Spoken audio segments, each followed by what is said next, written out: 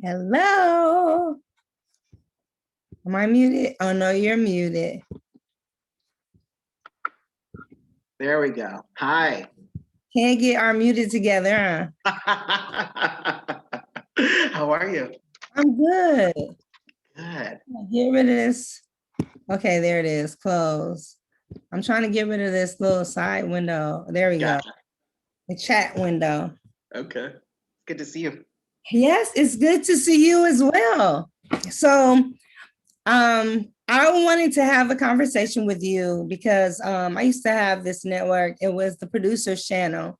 Okay. And I just find it more fascinating to talk to the people who operate everything behind the scenes. Because to me, the actors are like, I call them puppets. I didn't say that. You just give them their lines and then they're like, okay, you tell them the drill. But without the writers and the showrunner, like that would be clueless. I'm going to push back a little bit. Those actors, they have to bring life to that material. You know what I mean? Like, certainly we present something to them on the page, but they're the ones that have to bring it to life and sell it to the audience. So they're not puppets by any means. They're artists. Yeah. Well, when I say puppets, I mean, you give them the lines, and of course, you're going to hire the person for the best job that's able to do that. But with no lines and no script and no direction, they're kind of like, so what do you want me to say? You know? No, you're definitely right. It's such a collaboration, putting together television or film or theater. It's a group effort, and it does start on the page, so it starts in the writing room and we go from there. Right. No, it starts up here. Like I give the writers and showrunners so much credit because there's so much that has to be done before an actor is even able to walk on set. From the lighting to checking your cameraman, the batteries, the grip, just everything. Everything has to be in motion before they're able to just come on set and, say the lines they rehearsed.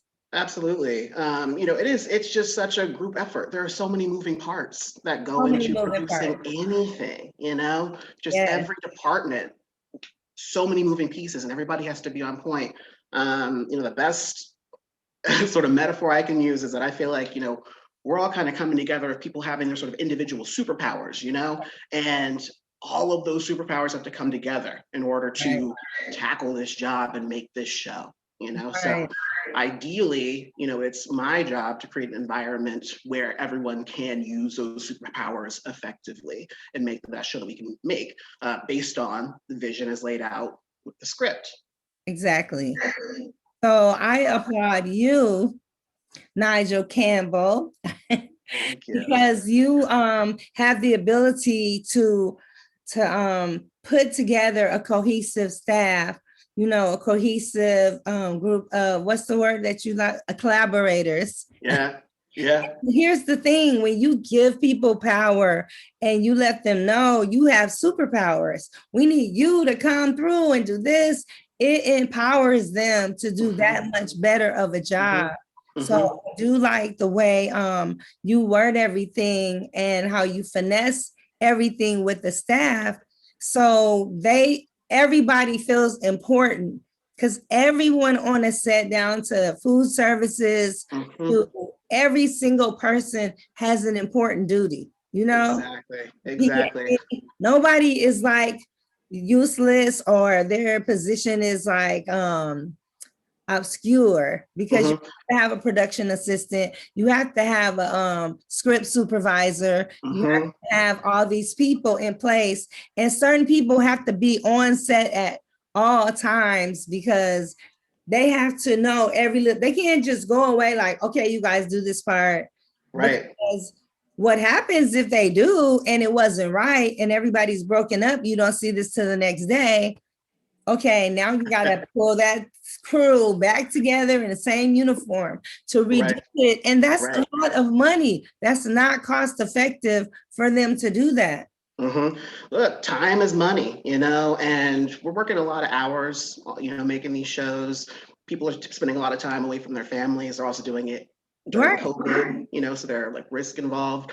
So everybody really does have to show up and be on point, but everybody has a role to play. As you said, there was nobody there on that set, or even, you know, in the office set that is not useful, you know? And I just think that people want to be seen and they want to know that they have value. So I just want to make sure that people understand that, you know, there are a lot of thank yous and a lot of good jobs like on my set. It's not just to say it, it's because A, you are doing a good job and you do have value, and I want you to know that. I want you to feel empowered, because that then leads to you feeling more ownership over the show and the finished product, and this all comes together better and more beautifully, you know? Exactly. So tell me what a typical day is like of a showrunner when you wake up and you know that, okay, we got to film today. What does that day look like for you? Like, just, oh my goodness. First getting out the bed. What's the first thing you do every morning? The first thing I do, let me see. I will check my phone, because I may have, you know, text messages or emails from, you know, my first AD, or, you know, someone just letting me know like an issue that we might need to put out before I even get to set, you know what I mean? Right. So I want to jump on those like from the top. Then I will go into my email and go through the preliminary call sheet, so I know exactly what's being shot that day, and you know the order of events and who am I going to be seeing on set that day. Okay, cool. Well, Vanessa's going to be on set this day. We're shooting this scene.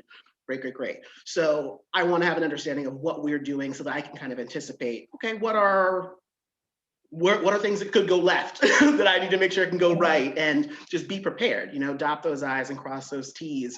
Yeah, I mean, I like to be prepared. You know, I like to be prepared before I walk on to set. And then when I get there, it's really important to me that I check in with my various departments and just make sure that they are copacetic and have what they need. Right. You know, so that, you know, there are no cracks, nothing falls through, you know. As you said, you know, this is like, we shoot relatively limited time is money, so we just have to like stay ahead of the things we can stay ahead of, control what you can control. Now, who is your right-hand person? My right-hand person, you know, that depends on like what element you're discussing it in. I would say my right-hand person a lot of times is our director. Okay. You know, Courtney Miller directed all of the episodes this season. He also directed the movie. So he and I, you know, working very much in tandem in terms of just executing this vision and bringing it to life. I would say moment to moment, my script supervisor sits right next to me, Danae McBurney. So, you know, she and I are watching those monitors and just really staying on top of continuity and all of that. So she's very much a right hand. My first AD, like, he keeps the ship moving and rolling through. Exactly. The right hand, the left hand. They got one foot. Yeah, you know, on the movie, the first AD was Kyle Benjamin. He was fantastic. And during the season, it was Scott Kiger. So, you know, really just, it takes a village, you know, it takes a village to make this work. It does. And everybody understanding that. That's kind of the beauty of working with a veteran cast for the most part. I keep saying staff. I meant to say cast for the most part, because they already know the drill, you know, they know the drill, they know time is money, and they could pretty much ask this person, okay, are we still doing this? Because sometimes things change. Okay. And even that person who goes to the copy machine, who has to get all those scripts all over again, hand them out, that person is important, because everybody needs that script. Okay. Absolutely. Yeah. You know, they need those updated sides that, you know, got changed last minute because you lost the slope, you know, on their toes and be flexible. And you're right. Our actors definitely understand that. Right. So now, do your actors get to wear their own clothes? Or you have a wardrobe? Okay. No, we have a wardrobe department, a fantastic wardrobe department. Everybody looks amazing all the time. Thank you. Yeah, our wardrobe designer Tess just really just made everyone so beautiful this season and in the movie. I cannot wait for season 5. I am excited for it too. April 11th. Yes, March is gonna be too long of a month. You know what? It's gonna fly by, and I'm actually still in post-production on the season, so I know it's gonna fly by because I'm already like, I need like time to do this and do this and do this and do this, but Right, it'll be here before you know it. right. And it's so funny they ask all the time, what is the difference between a Black film and not urban film? And they always say the difference between this looking like this and this is budget. Huh. Okay. Yeah. I can see that. Maybe you don't have the budget to have the lights as bright as they could be. Maybe you don't have the budget to blow up a car and toss it to the side. Certain things have to be changed according to the way the budget is, because just all the semantics of everything surrounding that could take money, and how you have to build a set. Right. Look, I would love a bigger budget. I don't know, a showrunner that would a showrunner, a director, anybody working in film and television that wouldn't like a bigger budget. That being said, I work with really, really, really phenomenal artists and craftspeople that come together and make this work. They use their creativity and their passion to take the resources that we do have and elevate this. Season 5 is beautiful. Yeah, it's really good. That's the beauty of relationships, right? Yeah. I think it's the beauty of relationships. I think it's also, something, on our show, they know that they're going to come in and frankly have a good time, because we have, a good group of people that works well together, and we like each other, and we have a good time on set. We're still doing work, it's still professional, but we're having a good time on set. And I think that counts for a lot too. Sometimes someone may take a little less money if they know that they're going to come in and be valued and they're going to enjoy the work experience. Exactly. So I love all the elements of it, because when you say showrunner, a lot of times people don't understand what that entails. It entails to me, it's like from the rooter to the tutor. I just think that as a showrunner, I think that, it all kind of starts from the top. And in this case, in some ways, that is me. And the experience and the tone that is on our set, a lot of that is reflective of what I bring to it. So I'm very cognizant of that. And I try to bring that sort of positivity and consciousness to our set every day, so that people are in an environment where they can create and do their best work. Right. And easily change if you are any opposite way. It could easily change. Absolutely. Look, we've all worked in toxic work environments. I'm not talking about this show, I'm talking about in general. Toxic work environment, working at CBS. We've all had toxic work environments, and I don't want anyone to dread coming to work. Right. And just, like I said, part of that is making sure that people feel appreciated and valued, and that you understand their contribution to what they're doing. Now, let me ask you, do you guys do a lot of team building? Anything together, like, okay, we got a new person, let them get familiar with people, or do they just get in there to get the lines and you'll get familiar with them going over your lines? Well, you know what? I can only speak to season 5, and it's a little different only because of COVID. Right. So with COVID, we are a little bit more limited in what we can do in terms of just, direct face-to-face team building interaction. We can't rap and go to a restaurant or go to a bar together. You know what I mean? Like, that's just not something that we can really do. We have our table reads, which are via Zoom. And so that's an opportunity for people to kind of see each other, say hello, chop it up a little bit before we do the read. And that's a way to introduce someone that may be newer to the cast.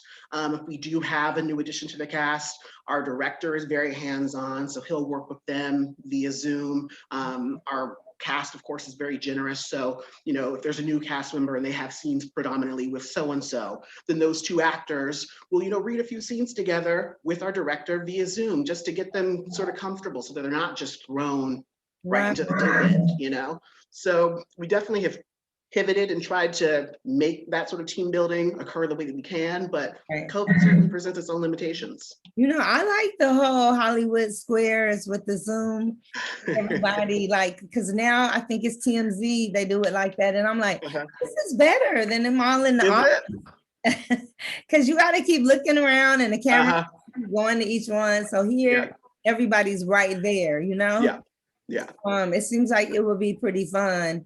And let me ask you, what about season 4 though, before you were doing all of that? Because to me, I've been around since the beginning of filming, and the crew has always just gelled, and everybody's so loving. And that's something, maybe because they kind of know each other, but some people didn't know each other at all. But it was just such positivity that was poured into everything. Look, with such a devious storyline, derive some positivity from somewhere, right? Well, I think that maybe because the storylines are so devious and kind of crazy, there's probably a lot of laughter that comes about because of that, because everyone is just like, oh my goodness, I can't believe you're doing this and you're doing this. And can you believe that I just did this? So there's that element of it. And over the course of 4 seasons, you are going to develop a rapport and a rhythm with people, and so it does have more of that sort of familial atmosphere that you're talking about. And I will say, before I even took over as showrunner for season 5, when I was a writer on the series, I had certain cast members that would reach out to me just to say thank you, for a script that they liked, and they didn't have to do that. They didn't know me, like we literally had never met, but, someone would send me a DM, just be like, hey, like, fire script, like, so excited to work with you, et cetera, et cetera. So, I just appreciate them. But that has to be a good feeling to let you see that your work, it's like, this is my work. I don't know how you came up with that stuff. I don't know what that says about you. You know what? I hope it just says a creative wild imagination, right? Yeah, exactly. A wild imagination, a creative mind. That's all it is. What do you think that creativity comes from? Like, where are you pulling that out from? Too much TV watching? I don't know if it's too much TV watching, maybe enough TV watching. I mean, I definitely, I grew up watching some of the, more like sort of traditional sort of primetime soaps, Melrose Places, that sort of thing. So I love Melrose Place. Yeah. Okay. Cool. So, that was definitely something that was inspiring to me at the time. I don't think that I was watching those things with the idea of like, oh, I'm going to write one day, but they were definitely like, they need to go to church. Exactly. And then, like you said, those are also the life experiences. I did grow up in church, so that was something that was a part of it as well. My grandfather is a deacon. He's 90 years old. So did you ear hustle a lot? I'm sorry? Did you ear hustle a lot while you was a kid in church? Because as a kid, you're gonna catch some stuff, I'm not gonna say that I ear hustled, but I will say there was, oh my goodness, I probably shouldn't even talk about this, but there was one like church experience growing up where the pastor of our church, like it came out in like a really explosive way in front of all of us.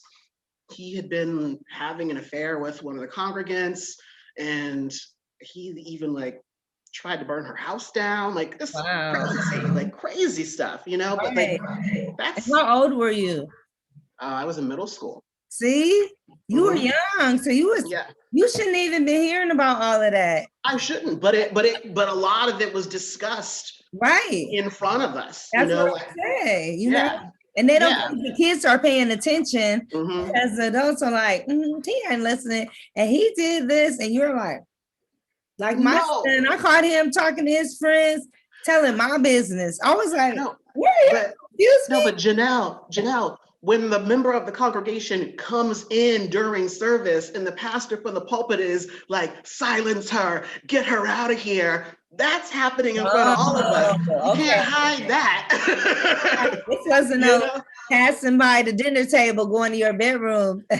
No. Like this happened in front of us, and then, the papers are covering stuff, and there are arson allegations, and it's like, okay, well, I always say it has to be a little truth, because those make the best stories and the best movies, because sometimes you're like, now that would not have happened in real life. Like, nobody does that, but everything here, it seems like they could have. It could happen. Realistic. I wouldn't put it past them. Everybody is human. Everybody's imperfect. So nobody is above reproach. Yeah. Because at the end of the day, we still walk, go to the bathroom, pray, and have the same level of sin as the next person. Just because you're appointed a deacon doesn't mean that you're just so above reproof, you know? There are no perfect people.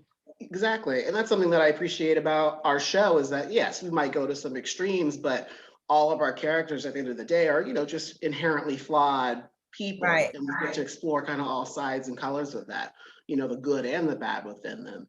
Yeah, that's what I love about it. The authenticity, as I said before, because each person is so unique, though. Everybody is unique in their own mindset, and it almost seems so real, like that might be that person with their own mindset. Like, I don't see that person I know. I just see the character. When I say so real, I mean the character is real, not like they really did. No, absolutely, absolutely. Well, no, and that's a testament, to them and their talent and their portrayal. Like you said, they are really giving some truly like lived-in performances. I know they are. It's almost scary.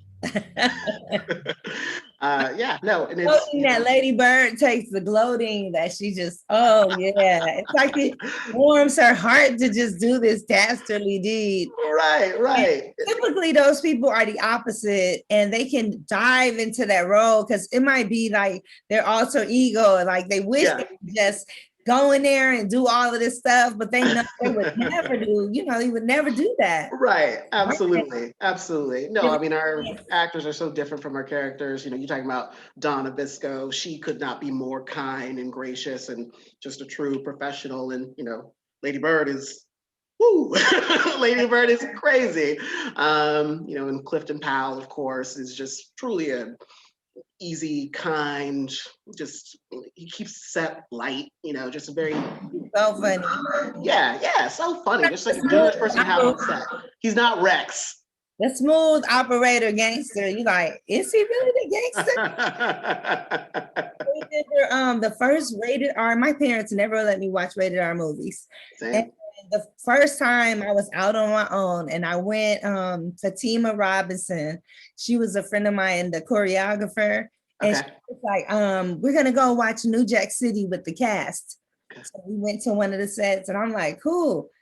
Man, my heart was beating like out of my chest. I bet. I'm so young, and I'm watching this movie, like I'm aging myself. And I was just like, when he's like, are you my brother's keeper? And I was like, no. So I'm screaming out at the movie, just that one person you can't take no care. And then Wesley Snipes was sitting in front of me. He turned around. He was like, sweetheart, it's just a movie. It's a movie. You were feeling it though. The movie, like I could not believe him. But see, I was so sheltered as a child. Those movie scenarios, I just couldn't even phantom. So I mean, I don't think I slept for like 2 days because goodness. So distraught. Like, why did you see that movie? See, you weren't old enough. You should have been watching that yet. But that just shows you the innocence of children, of kids, and how how things can have an effect on you, and what we feed are in our brain. Absolutely. What we feed in our mind, like sometimes you can't get it out. And I never thought about how they say when you have dreams and you see people, it's somebody you saw before. Because I'll be like, who was that? And the brain never forgets. The brain is so powerful. And that's I've heard that it's someone that you've seen before. I've also heard that people that you see in your dreams are also versions of you, which is also interesting to think about. It's also interesting, right? Because some things you would do in a dream or a nightmare, you're like waking up like, yeah, exactly. Looking to see who all still around, like, And that is true too. You know, the brain is just never stops working, never stops working. Mm-hmm. That's why sometimes I have to turn the TV off at Mm-hmm. night because your brain is calculating and still hearing everything coming in, and you'll wake up. Sometimes I wake up so stressed out and I'm like looking at the TV, it's Dr. Phil. There you go. There you go. Story. So I'm very conscious of what is gonna come on down the timeline. I'm a person now. I love television, and because early on, like I wrote a lot, and so they were trying to groom me to write for TV. Okay. So I would go to the sets to see the storylines. Mm-hmm. But I could not sit down long enough, probably shut up long enough to write the script. I just didn't, that wasn't my lane. I could write a newsletter, I could write Uh-huh. scripts, you know, and I was like, Johnny, my friend Johnny, he writes for Jamie Foxx. Okay. And I'm like, how do you write a script? He was like, just get you a book, just follow the guidelines, it's easy.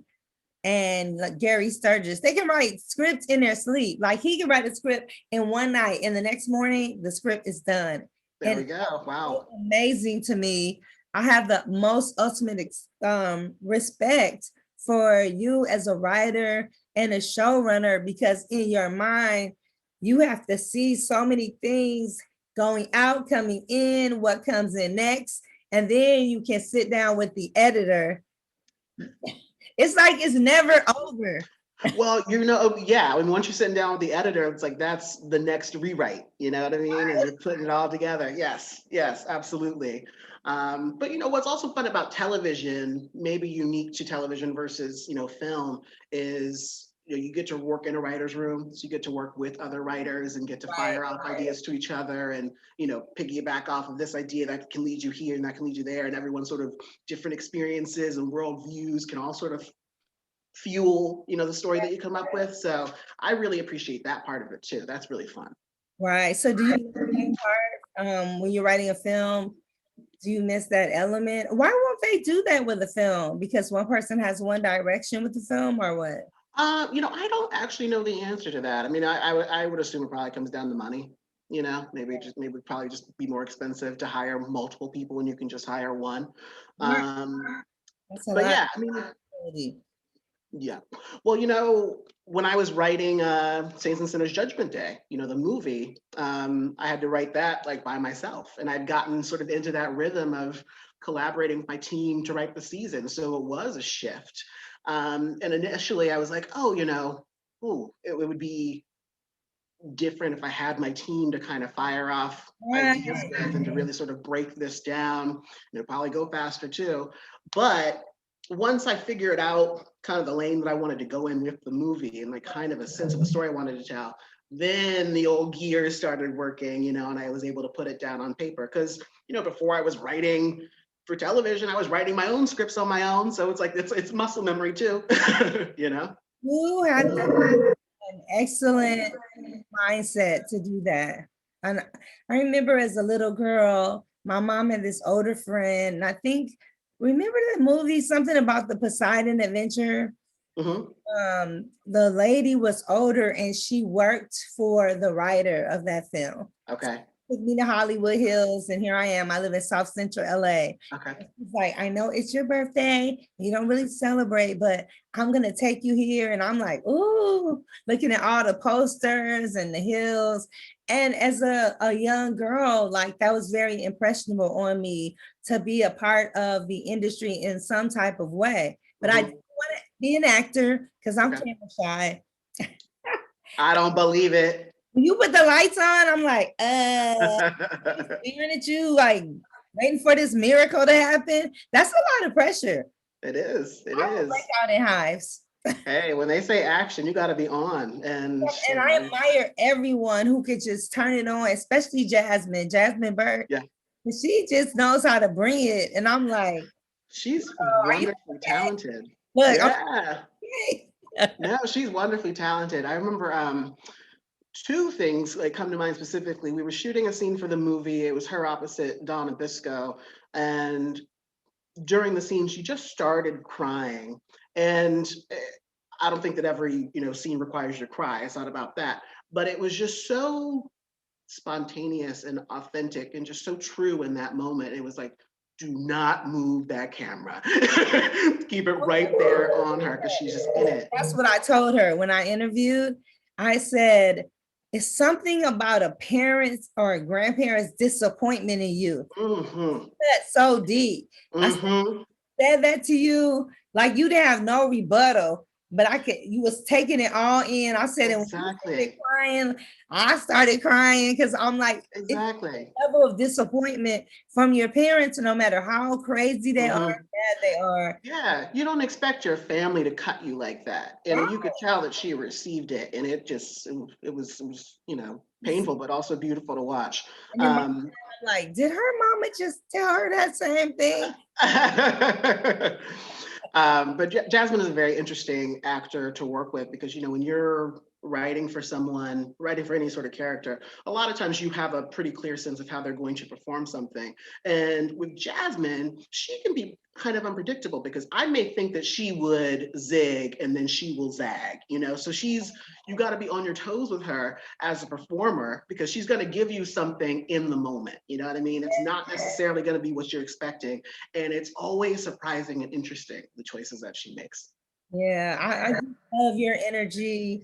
I applaud the way you are with the cast because it comes from the top. Whenever you're working and have a working environment, it always comes from the top, and how everything is delivered as to how, like, you get back what you put out. So if you're putting this out to them, then you're getting it all back, and the script is getting it back, and the show is getting it. And that's why, you guys, it's been 5 years now. And a lot of people, most people on your team, this is probably the longest they've had a reoccurring role on a television series. Yeah, this show, if it wasn't on the Bounce Network, I know if it was on NBC, it would just top the numbers, you know? You know, I would like to think so. I feel like people, when they are exposed to our show or they become aware of it, they love it. Our fans are so passionate about it. They just have to know that it's there, you know? So money on it. Thank you. You know, when we put the previous 4 seasons onto Hulu, that really sort of upped our exposure to a lot of people. And we got a lot of people that were introduced to the show that way, which was really exciting because you want people to see your work. I'm really proud of the work that we do on our show. And isn't it wonderful how we have so many platforms? Because back in the day when I was younger, it was like, okay, one man who was not brown had control over all our shows. And that always used to concern me and puzzle me as a child from South Central LA. I did not even know that, you know, but it's like, is this one channel, you know? And bro, you know, we're gonna change it to this one channel, and then it became BET. So then we had 2 channels, but now I can just flick the TV, and it's so much, and streaming has just given an opportunity to so many actors that they didn't have to wait on that mainstream phone call, and they could live in their passion at their own rate, at their own, you know, state. And they have opportunities to show the full breadth of what they're capable of. You know, I feel like so often a lot of, you know, Black and brown performers, they are limited in terms of the opportunities that they're given. And on a show like ours, or on plenty of different shows that are out there right now, you really get to see what these actors are capable. They're just as talented, more so than, you know, the vast majority of their white counterparts. 3 Black actresses for every film, like 3. That's all y'all can find, the same 3. So now watching all the streaming and Netflix and Hulu and BT Plus, you know, Bounce. And I remember Bounce from like 10 years ago. It had to be, because I lived on 17th Street. Look, let me go back 5 years ago. In the gym, they always had like the old school shows. I don't think they had cable, so it was the only show, the complex, I could get in the gym. But I was flicking, like, yes. I didn't care if it was old shows, but that was great because they started somewhere. The key with everything is just to start. Exactly. exactly. No, and and Saints and Sinners is, now this network's flagship show and has been on for 5 seasons and has millions of viewers. Like they had to start, and now we're here. We're continuing to grow. Right. So I just wanted to have a conversation with you because I don't want to take away from the actors, because what you do is kind of like not a conversation where they can answer because it's things for you. And I wanted to elaborate on your position and your role in everything without them just watching you being. So thank you so much for your time. And I'll send you the link. Did you get the other links? I did. I got to watch the interview. It was really fantastic. And I was really happy I got to do that with Donna and Trey. So thank you. I know. I'm glad it worked all out that way. I really am. Yeah. Well, again, thank you so much for your support of the show and of the cast. It really, really does mean a lot. And, of course, to all of our fans that watch us and live tweet with us, that engagement, that's what keeps us going. So thank you. I hope he sent you the audio. I think I sent him on Spotify and iHeartRadio. So the audio is out there. I'm like, say his name.